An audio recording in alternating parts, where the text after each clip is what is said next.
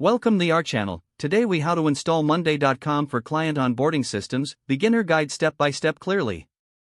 Begin by opening your preferred web browser. Navigate to the Monday.com website.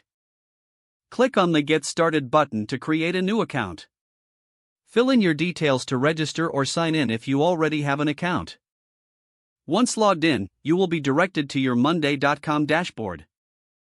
Next, click on the Add New Board option located on the left side. Choose the Start from Scratch option to create a new board. Give your board a relevant name, such as Client Onboarding. Select the appropriate board type, usually a main board. Now, it's time to set up your columns. Click on the Add Column button. For client onboarding, consider adding columns like client name, contact info, and onboarding status. You can also add a date column. Feel free to customize your columns further based on your needs. Next, populate the board with sample client information to visualize the onboarding process. Click on any cell to edit and input your sample data. Now, let's create visual organization. Use the group feature to categorize clients by status, such as in progress or completed. To enhance collaboration, click on the Invite Teammates button to add their email addresses.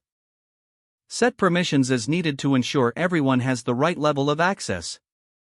Next, consider setting up automation for repetitive tasks in the onboarding process. Navigate to the Automate button on the upper right corner of the board.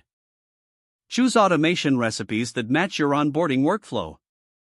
For instance, you can set a trigger for when a new client is added. This will automatically notify team members assigned to onboarding tasks. Another useful automation is changing the status when a task is completed. Once you've set up your board in automation, now focus on client communication. Use the Updates section within each item to keep track of communication with clients. Encourage your team to leave notes and updates as they onboard clients. After your board is set up, revisit and refine it regularly based on feedback. Lastly, remember to explore other features such as dashboards for an overview of the onboarding process. Don't forget to like this video and subscribe to our channel for more step-by-step tech guides.